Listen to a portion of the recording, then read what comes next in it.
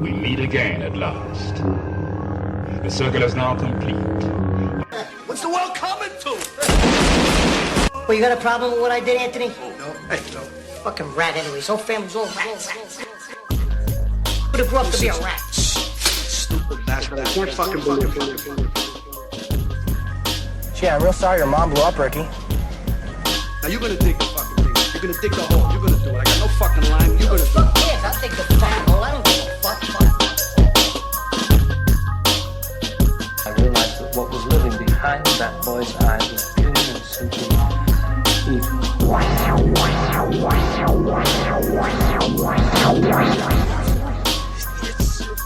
Jesus Christ. Mister, you okay in there?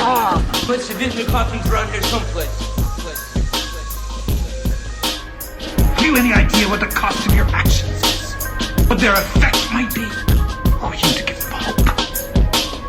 What do you give them? We give them happiness. And they give us authority.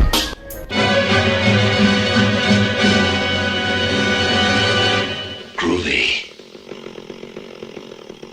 What's going on, everybody? I'm Henry Hill, and I'm here with Logan Myerz, and this is episode 62 of the Cinephellas Podcast. Logan, what's going on, bro? Good evening, lads. I just returned from Dublin, Ireland, and I was there at the Jameson Distillery for my 35th birthday, and I got litter than a candlewick there, boys, but it's great to return back to the country of Illinois after a great birthday weekend. How you lads doing? Not as good as you, Chibs, from Sons of Anarchy. Talk to you, my friend. We both had our birthdays, so happy birthday to you, my friend. Same to you, man. We're both another year older. I know, less hair and more gray hairs in our facial hair. Life is No good. shit. Life is good, boys. We're fathers. We're getting lit. We're talking about movies again. Movies and TV shows and getting lit up on 90s hip-hop. But yeah, it's good to talk to you. I just got back from Wisconsin, my birthday weekend. Chilling today, getting caught up in some sleep and movies and TV shows and shooting another beautiful podcast for those Cinephellas boys. Yeah, I just got back from Wisconsin. We went up to Milwaukee and Kenosha, and we're up in Lake Geneva. Had a fun few days. Got to eat a lot of good food and have a lot of good drinks and relax a bit, take a mental break. It's good to be back and back at it again, boys. Absolutely. It's always good to step away and take a mental break. I did the same thing. Went to Florida. Took a nice 12 days off of work, so that was nice, and came back. Now I'm focused on watching some good movies coming up, and yep, like you said, we had our birthdays and my son's birthday, so just doing family stuff on this end, man. My man. We got the new image, the brand new image that Matt Reeves released on his Twitter account last week is a glimpse of the new Batmobile with Robert Pattinson in the bat suit as well. And looks really, really phenomenal. It's like super dark and it has like red lights on it and shit. And the car looks phenomenal. I think it looks really great. The first look, our first glimpse at the character in the car. What do you think? Yeah, I love how it's like a classic muscle car inspired Batmobile this time. So it's keeping in line with everything else we've seen and heard of from this project, that it's going to be reinventing the franchise from a totally different vision of Matt Reeves, and he's changing everything. You know, the bat suit is a little different. We got a black Commissioner Gordon this time, so he's changing things up and making it exciting. Really, I can't wait to see some footage from this and see it in action. But yeah, it looks awesome. It looks like a car from Fast and the Furious or something like that. Yeah, it does, totally. Has a new souped up look to it, and it's definitely a new vision and total probably atmosphere. Darker tone. Yeah. He's going for more the detective side of, as we were talking about in previous podcasts. Robert Pattinson playing Bruce Wayne and a younger version, and him being the detective and finding the bad guys. There's going to be a bunch of villains in this movie, so I'm really excited for this. I think it's in good hands of Matt Reeves, and a few images that we've seen that have been released have been really top-notch. Made me super excited for this. Yes, sir. I feel the same, and I can't wait to see our first glimpses at the villain. So Paul Dano's Riddler. And, man. The Penguin, Colin Farrell. That'll be cool to see how they're going to look. If it's going to be more grounded in, like, reality, or if they're still going to have, like, the green suit. And how's, Colin Farrell going to look? Is he going to be fat, or is he just going to look how he is now? Yeah, I'm interested to see take on these villains. Paul Dano, I love that actor. There Will Be Blood, one of the best movies of the past, 10, 15 years. Yes. Just love that movie. Great movie. He's a really underrated actor. He's done a lot of great projects. I'm interested to see his take on the Riddler and what they're going to do with the Penguin. So I'm sure we'll see more villains pop up in the movie too that we're not aware of. Yeah. So I'm excited for this. That's released next year, right? Next June? Next June, yep. Right in the summer season. June 2021. Blockbuster is probably going to break the box office, and I'm hoping we get a trailer, a teaser trailer here probably the next 3 to 6 months. Would be fantastic. That being said, there's a lot of shit going on in the world with the coronavirus. It's making its way in the U.S. It's all over. Everybody's freaking out over this. It's like plague, and everybody, if you look online, any media outlets or people just talking about it, everybody's freaked out. So with that being said, they delayed the release of the new Bond 25 movie, No Time to Die. Old Daniel Craig won't be hitting theaters until November, and it was aimed to be released this summer, I believe, right? But yeah, April, so it got pushed back to November with the whole coronavirus outbreak. See, there's probably more and more TV shows and movies, too, if this keeps spreading. It's going to affect a lot of businesses, not only in the entertainment business, but just companies in general. It's causing a bunch of problems overseas, especially, and now we're getting some cases pop up in the U.S., and it's scaring everybody. It's causing the stock market to go down. People are just anxious. Don't know if there's going to be a vaccine that comes out, or we really don't know. It's more questions than answers, but they do this. They like to go for the sensationalized stuff. So they're talking about it 24/7, and everybody that watches the news all the time are like freaking out, thinking it's the worst thing since, whatever, Ebola. Definitely it's causing fear in all the industries. So yeah, like you said, movies and TV shows are having to, halt their production. It's going to lose a lot of people a lot of money. So it's definitely not a good thing, but we just hope that we get it figured out, and maybe when it starts getting warm in the next couple months, that it'll kill a lot of that virus that goes around. They'll figure out a vaccine, and it'll be old news, hopefully. So yeah, that's my 2 cents. That being said, you being a medical professional, you go to med school, you work in a lab. Should people be afraid of this? What's your take on it? My take on it is, for me or you or generally healthy people, it's most of the times it's causing, just the same symptoms that you get with like a cold, maybe a bad cold at the worst. But it's just immunocompromised people and, elderly and people that have, ongoing issues. It's causing some damage there, just like the flu does and everything. It's, I'm not saying it's exactly like the flu, but a lot of the symptoms are the same. And so far, I don't know, with all the numbers and stuff, they're saying that it has a higher mortality rate with it for the people that do get it and are old or immunocompromised. So, we don't know. Like right now, we're just hearing day to day, like how many new cases are popping up. We can't really make a wise assessment on as far as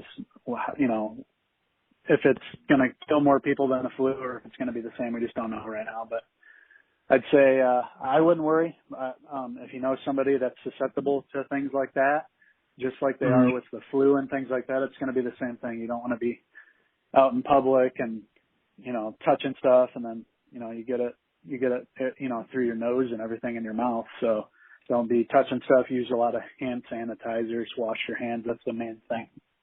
But I'm not going to worry about it. I work in the lab there, so if something's coming through, I could get it, but I'm not worried about it. I'm not going to fear stuff like that. You can't let it fear. Just be smart about what you do and be mindful. It's the best thing you can do. Absolutely, dude. When we were traveling this past weekend, we had hand sanitizer. And the way I look at it is just be mindful and, the people around you. If you go to the bathroom, wash your hands. Always wash your hands. Have hand sanitizer and just be smart. Don't touch your face and shit like that. And that's really my take on it. I don't think we need to freak out as much as we are in the world, in the U.S. especially. Just be smart about what you're doing around people and, clean your hands. Exactly. It's you should be the same for, every bad respiratory season in the winter months. We always have to deal with this. It's the same thing. Yeah. I don't want to get some nasty cold and, or in a bacterial infection, sinus infection like I had a couple months back. It took me out for like 3, almost 4 weeks of the month. So I know how bad stuff can get. So it's no different than that. I don't really want to be catching anything. So whether it's coronavirus or flu or you just do the same thing. Just try not to be gross. Wash your hands and remember that you can get into contact with stuff from people that are coughing all over everything and should be staying at home, but they're spreading it wherever. Not going to be like a cabin fever movie or Contagion where it's going to kill half the population or anything like that. No, it's just Contagion. Yeah, one of our favorite movies, Contagion, also known as Contagion, from Steven Soderbergh, a film the other couple years ago. I don't even remember what year now, and it's probably even more than a couple. But it was a pretty good movie. It shows you how something like that can spread and multiply, just from everyday contact with people. I'd say that you're in a better spot than I am as far as coming into contact working from home, but it's still possible, of course, people are coming in and out of your place and you can catch it from them. So you're not out of the woods either, sport. So the moral of the story is, to the listeners out there, is wash your hands and don't be gross people, and you guys will be okay. The more you know. Are you in need of an oil change or hungry for a spare rib or two? Come on down to Big Ray's in Jacksonville, Illinois. It's your one-stop shop for a quick lube and a big old set of greasy old ribs. You want to get eating. Get that oil lubed up too, boys. Big Ray's. Another movie that Henry and I both checked out recently is Lee Winnell's brand new reboot of the classic monster film, Universal monster movie, Invisible Man, starring Elizabeth Moss. I saw it that Thursday night when it came out, reviewed it on our channel. Had an absolute blast with it. It's probably one of my favorite movies of the year, and definitely favorite horror flick of the year thus far. We're only 3 months in, but had a really great time with it. Lee Winnell is a fantastic director. Really good visionary, the way he uses a camera and all the editing and just the music. He just really creates a creepy atmosphere, and definitely one of the best movies of the year. So what did you think about that, Henry? Yeah, I totally agree. It was a nice reinvention of the older film that came out. And it was a nice way to move forward after, because this was supposed to be connected to the Universal monster universe, the shared universe that they were coming up with. Of course, we had the big bomb of the summer a couple summers ago with Tom Cruise and The Mummy. That was supposed to kind of kick things off. And then that was supposed to also have Russell Crowe in there, and Johnny Depp was supposed to play the Invisible Man. So I'm glad that didn't matriculate, because it sounds kind of like they're going to go the more cheesy, less visionary approach as Lee Winnell's film. And yeah, man, Lee Winnell, he's back with another film. Of course, he had Upgrade a couple of years ago, and we both loved that. It was really awesome. It reminded me of like an older, like Terminator kind of 80s movie in a way. And just like his use of tension and the score that they used in the film, those were super effective, and yeah, I just had a blast. There were some very tense parts, and Elizabeth Moss killed the role for sure. The wife of this crazy scientist who's, abusive, and she's trying to escape. Well, he ends up faking his death and becomes the Invisible Man, and, things are happening to her. He's tracking her down at home and, doing all this stuff, and she knows he's there, but she can't prove it to anybody else, so she looks crazy to everybody, and he just keeps popping up and causing more trauma until eventually she just kind of snaps, and she starts thinking that maybe she is crazy. But of course, finally, we see what's happening, and yeah, just a really, really awesome, tense, quick film. Like it's pretty much nonstop action once it kicks in, and yep, I loved it, mate. Yeah, definitely. I have to agree with everything you were talking about, man. Just the whole way he was like building tension in the movie, like edge of your seat, and there's a lot of good jump scares in the movie. The way the Invisible Man actually looked, I thought it was great. And just Elizabeth Moss knocked it out of the park. She's one of my favorite actresses for sure. And everything she's in, TV or movies, she always does a really great job. And one of the better performances of the year. So I'm really excited for the future if they do a universe, if they do it through Blumhouse. I'm really excited for this, and especially if Lee Winnell's attached to it, it's in good hands. Towards the end of this, of course, at the end, we kind of, there's something that happens. So maybe we get Elizabeth Moss back as Invisible Woman. We'll see. We'll see what happens. It's kind of teased in the film. So hopefully Lee Winnell hops on board and directs her again, because this one was awesome. I'd also like to see him do like the Wolfman or, Frankenstein or the other monsters, or Dracula, or even Creature from the Black Lagoon. That's like one movie they've never really redone, and the original is pretty creepy. That'd be another movie I'd like to see Lee Winnell kind of work on. Yeah, absolutely. That one, and I don't know, I saw some rumor. Now I can't remember if it was Leo now or somebody else, but they were talking about wanting to do another Dracula. So that would be really interesting too, to see what they'd come up with for another movie. You know, it's been a while since we had a Dracula film. We had the Netflix series, which was out recently, which I saw the first episode, and it was pretty cool how they did that. So yeah, I'd be interested to see them move forward with the shared universe, like you said, and make some of these other films. Yeah, Creature from the Black Lagoon would be pretty amazing to see, because yeah, like you said, we've only seen one version. You know, and it looks, you know, it was awesome back in the day, but it kind of looks cheesy now, the whole suit and stuff. So I'm sure they'd come up with something scarier to fit the present times and everything. So yeah, we'll see what news is announced next for this. I'm sure there'll be some, because it was really successful. It more than made back its cost of making, and yeah, he'll probably have even more money next time if he wants to have effects and everything. I thought he did a good job, you know, and for most of the movie, it doesn't look like it would be too expensive to shoot, but like when they do need the scenes with the Invisible Man, you can tell that they spent a lot of money there just to get the look and the CGI right. Like, I thought it was really well done. They came up with a believable, you know, semi-believable approach to the science behind it. So I thought that was cool. I was like actually super surprised how much I enjoyed it. And I saw the early reactions. I'm like, holy shit, this is going to be pretty solid. And I definitely wasn't disappointed. It exceeded my expectations for sure. Moving on to the next, what do you think about the casting of Christian Bale, your favorite actor, being cast in the new Thor: Love and Thunder, the new film that's going to be directed by Taika Waititi? Our good friend, our good mate, Taika Waititi, coming back with the new Thor: God and Thunder. Christian Bale, our mate. Hell yeah, dude. I'm excited for whatever the guy's in. Ford vs. Ferrari was his latest awesome performance. I remember towards the end of the film, and spoiler, his character dies. It's like, I got choked up in the theater over it. So you can always tell when you got like a good connection with the character that they're killing it on screen. So yeah, he's playing the villain in a comic book movie. That's pretty awesome. He's played the hero, of course. He played the Batman, the Dark Knight, and those three films. So we're going to see a totally different side of him. He's going to be the big bad for this movie. That's pretty awesome. So I wonder what character he's going to play and what he's going to look like. But yeah, that's awesome. I'm sure he's going to do an awesome job and hopefully make a really memorable villain. That would be awesome to see. You either die here or you live long enough to become the villain. He played Batman, Bruce Wayne. One of my favorite depictions of that character, the Christopher Nolan trilogy, one of the best.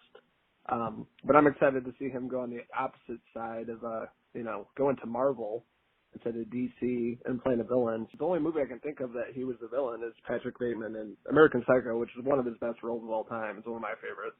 In 87, we released this, 4, your most accomplished album. I think they're undisputed masterpieces. Hip to be square. I'm excited to see what he does with this. He's like a chameleon of an actor. He can do anything. His body transforms in every movie he's in, so I don't know. He's probably going to be fucking stacked in this movie and just a badass. So I'm pretty pumped for it. Oh yeah. When is that supposed to come out? Is that next year? 2021, I believe. Okay, cool. Yeah, really look forward to that. And I like the last one they did. The last Thor movie was super vibrant and yeah, way out there, and I loved it. Taika Waititi's a good director, smart dude. Thor: Love and Thunder hits cinemas on November 5th, 2021. So holiday season next year. We're going to be seeing old Christian shooting up as a villain. With that being said, we just got the new trailer for the Candyman film that's produced by our mate Jordan Peele.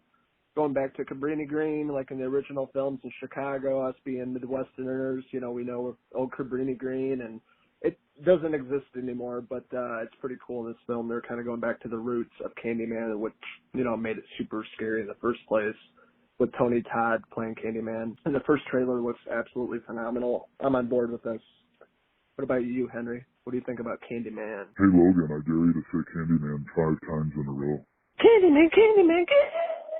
You just hear me getting slashed. Hell yeah. We got Yaha. What is his name? Yahya? I can never remember his name. I can't pronounce it. I think it's Yahya Abdul-Mateen III sort of takes over. It looks like sort of takes over the legacy of the Candyman in this somehow.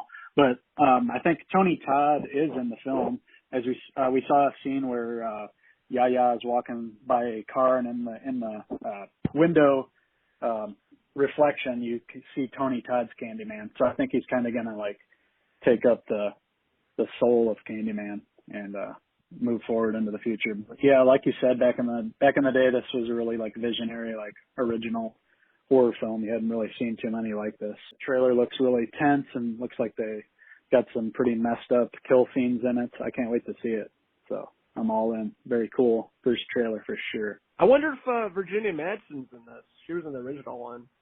Yeah, she was. I don't know. I haven't seen her name pop up. Yeah, I just watched. She was just in Swamp Thing, the first season, only season. So I'm like, man, that'd be pretty cool if she returned to the new Candyman movie. Sure. I guess we'll see. You know, I'm not sure. So in a few weeks, I'm looking forward to my mate stopping by. We're gonna be hanging out all weekend here up in Lake in the Hills where I live. Gonna be hitting up the cinema to see A Quiet Place 2, John Krasinski's newest film, the sequel. Saw the first one that came out 2 years ago. Really great suspenseful horror flick. This time around, we have Emily Blunt and her kids returning and introducing some new characters, one being Cillian Murphy. Is he a good or a bad guy? I can't tell in the movie. Maybe a bad guy? I'm assuming a bad guy, but you can't really tell. It's kind of up in the air, so we don't really know yet. Tommy Shelby showing up in the new film. It looks really good. So Henry and I are going to be checking that out here in a few weeks when he comes to visit, and we're going to do a review of it and get that up on that weekend, and probably a bunch of other videos that we're going to shoot, but looking forward to seeing that with my good old mate Henry here. Can't wait to share a pint with you down at the local cinema, mate, to watch Quiet Place 2 on the big screen. Speaking of wild, boys, we have the new trailer for Ozark Season 3 hitting Netflix here on March 27th. Yes! Uncle Marty returns, Jason Bateman. I love that guy. He's been around forever. Really great director, writer, and actor. And probably one of my favorite performances by him. Ozark Season 3. Can't wait for this, man. One of my favorites. Yes, the birds are back, and at the end of the last season, Wendy and Marty sort of switch roles, and Wendy's going to be taking control of the family business moving forward. So Wendy's going to be dealing with the cartel, and Marty, from the trailer, it looks really dark, and Marty looks like he's in deep shit, and of course, people are trying to kill him. Really, really well done show on Netflix. One of my favorites. I can't wait for the new season to start. Like you said, Jason Bateman's a legend. Julia Garner. Why can't I think of the woman's name? Wendy. Laura Linney. Good research. Laura Linney. Okay, yes. And Wendy, played by Laura Linney. Everybody does a great job. It's well acted. I can't wait in another 10 episodes of Ozark. Man, it's so good. Like, I was surprised how fucking addictive it was when it first came out in 2017. Like, each year I'm waiting. And they had that whole ordeal going on down there that they stopped filming. Like, Jason Bateman pulled the plug on Ozark, so we didn't know if there's a future for the TV show, and I'm glad they ironed everything out, got everything worked out, and we got another season of the show. It's definitely one of the best on Netflix. It's just a really great drama and thriller and crime show, and really great transformation for Jason Bateman, Laura Linney, Julia Gardner. All really great performances. In the show you guys have to check out if you've not seen it. We're going to take a moment to hear a word from our sponsor, Kohl's. If you wild rascals are trying to shoot a rap music video, come on into Kohl's to get some pajamas, some silky pajamas for your music video. Right now, you can get 10% off by listening to Cinephellas Podcast by using the hashtag Getting Lit with those Cinephellas boys and those crazy 90s hip-hop. Back to you boys in the studio.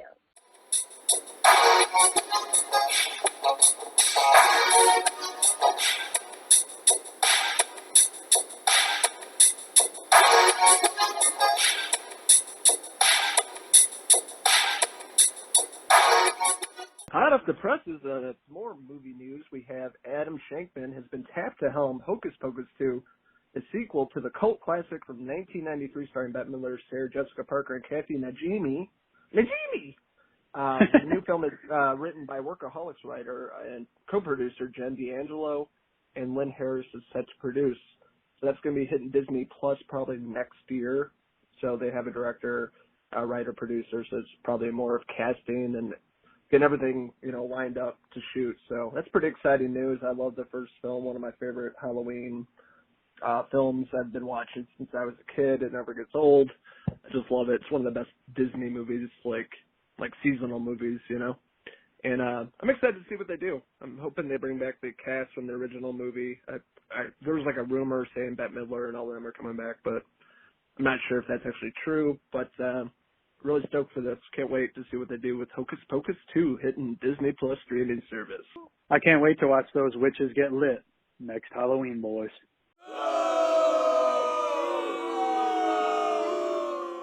And then we were talking about the Mighty Ducks. They started filming that in Canada, so there's going to be a new Mighty Ducks show with Emilio Estevez returning as Coach Bombay. And is Goldberg going to come back for it? Only on that. But they cast Lauren Graham in the new Mighty Ducks TV show as well. I love her. She was in Gilmore Girls. Come on, boys! And then she was in a show called Parenthood, which was also a fucking really good show on NBC. But she's been cast in the new Disney Plus TV show for the Mighty Ducks. I can't wait for that. Those Mighty Ducks movies, all three of them were awesome back in the day. Very nostalgic. So we'll see how they look in this era. So we got some exciting news about a new project at HBO from the creator of the hit show that won a bunch of awards last year, Chernobyl. The Chernobyl creator is going to move forward, and they're going to do a series based on the hit PlayStation. I think they started with the PlayStation 3, and now they're on the PlayStation 4. Actually, part 2 is about to come out this summer, I believe, a couple months away.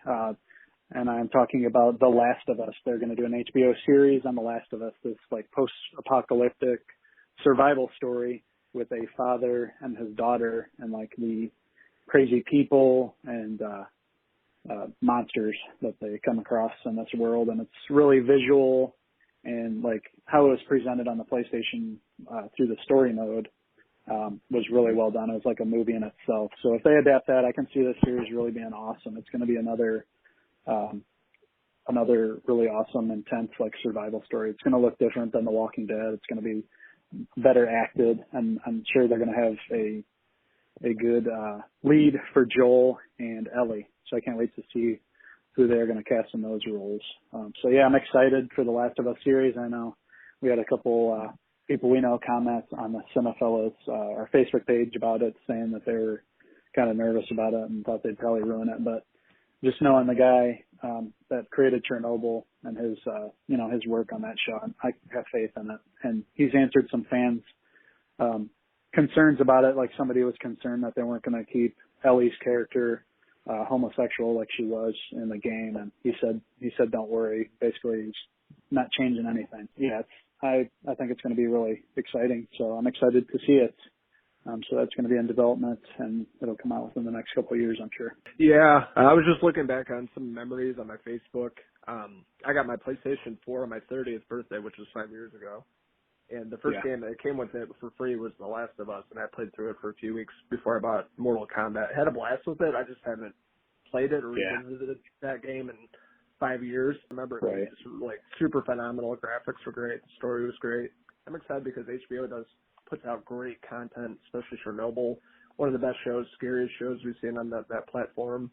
And it's in good hands, so I'm not really nervous about it. I'm more excited to see what we get with the, adaptation with HBO.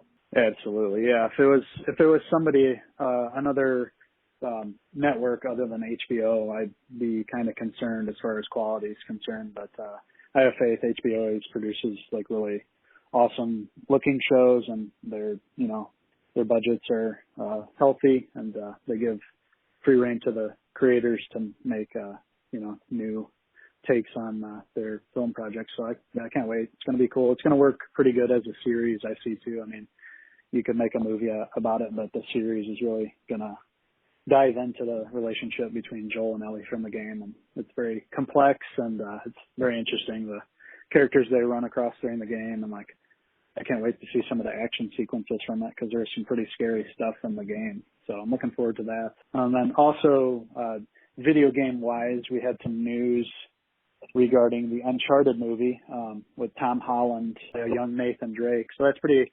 exciting. It looks like they're still moving forward with that. They I think they recently finally locked down a director. I know they've went through several of those, but I think all signs are pointing towards that starting production pretty soon. Of course, depending on coronavirus and all that, we'll see. Who knows how many of the projects we've already talked about are going to be affected, but hopefully everything works out fine, and all those film and TV properties will get made. I know you're a big fan of Uncharted. I remember playing that at your house on like PS3, and I never really got into it. I wasn't playing video games that much back then until I got older. Now I play them all the time, but Yeah, it sounds like good casting news. And it should be pretty exciting if they do get Tom Holland. And wasn't he supposed to be in like a new Back to the Future, or was that a rumor? Something about rebooting Back to the Future with Tom Holland?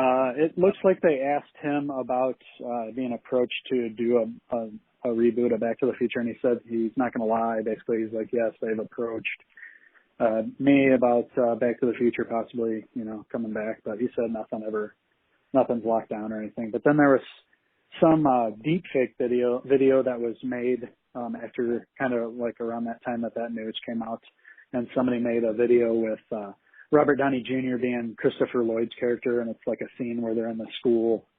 Yeah, I watched it. Marty's played by Tom Holland. Yeah, so, and I think Tom Holland ended up commenting on that and saying that was cool, and he thinks that him and Robert Downey Jr. should get together and film like an actual small scene from that. So who knows? Maybe that's like the seed to start out something. Maybe you'll get Marty, Tom Holland, and you'll get Robert Downey Jr. Which I'm good with the original trilogy, but whatever. If they're gonna redo it, at least get some people like that actually care about the fans and stuff to do it. They're good actors. Of course, you got Iron Man, so they understand how important it is to fans to, not mess, what we already have. If you're going to come up with a new version of a movie that we already love, they know that it's going to have to be its own thing and be faithful to the original material. So we'll see what happens with that. But that should be pretty cool if they end up making that little video, just doing a clip, where they play Marty and Doc. We just had the Cinephellas team at C2E2 in Chicago at McCormick Place. Last weekend, a lot of great stuff there at the convention, and the boys doing a panel, a bunch of great panels. You had William Shatner there, George Takei, and then you had Bruce Banner himself, Mark Ruffalo was there doing a Q&A. If you guys haven't already, go ahead and go over to our YouTube channel, subscribe to it. We got our video from C2E2. Had a blast. We'll be back next year, 2021. It'll be at the end of March instead of February, so that's some good news. And had a great time there, so definitely check out our video on our YouTube channel. Besides that, I just had an interview with Daniel Weber. He's in the new film Escape from Pretoria, starring alongside Daniel Radcliffe, Harry Potter himself. Yo, wizard, Harry! And the film takes place, two prisoners are in prison in South Africa, and they escape. The whole time it's them trying to escape from this prison and coming up with the ultimate scheme to get out of there. It's really intense and sweaty and in your face and a lot of tension, and really great film, really great independent film put out by Momentum Pictures. I talked to Daniel Weber about the film, making the film, filming in his homeland of Australia, and a lot of great questions in that interview. Really cool dude. He called me mate a few times, so it made me feel all warm and special inside. Aww. And, yeah, because we always call each other that. We call each other mate, even though we're from Illinois. But he called me mate.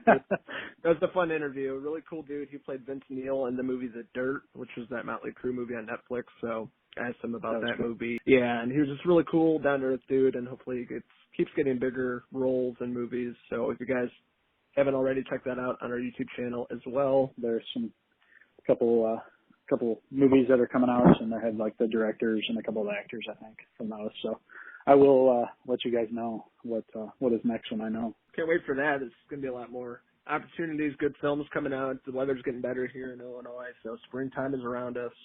A lot of great stuff, a lot of great content, movies, TV shows coming our way. We're going to be covering, reviewing, interviewing.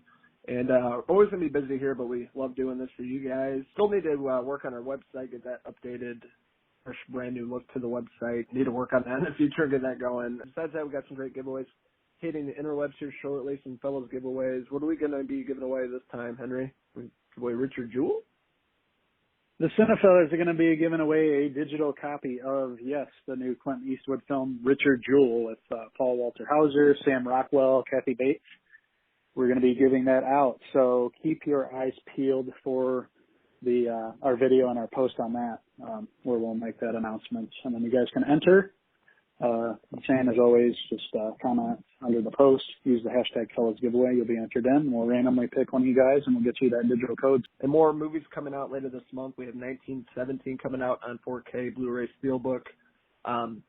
In digital in a few weeks. This week we have Beauty and the Beast coming out, the old Disney movies coming out in 4K. We have Uncut Gems coming out on Tuesday as well, which is tomorrow. The new Adam Sandler A24 film by that Safdie brothers, which we both saw and loved. That will be hitting shelves, so I'll be picking that up. And a lot of great other movies. They have the box set and the last Star Wars movie coming out in a few weeks as well. So lots of great movies. We're going to be doing more giveaways, so stay tuned for all that goodness. Well, it's been a fun podcast with you, brother. Thanks for listening, everybody, to the latest Cinephellas Podcast. Keep watching out on our websites for the latest in movie news and reviews. We'll post any new trailers, anything that comes out we will be talking about. Watch out for the upcoming Fellas giveaway. Until next time, Logan and Henry out of here, boys. We're headed down to the Winchester. Cheers! Cheers!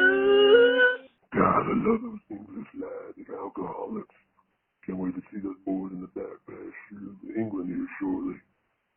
Love you, Uncle Big Ray.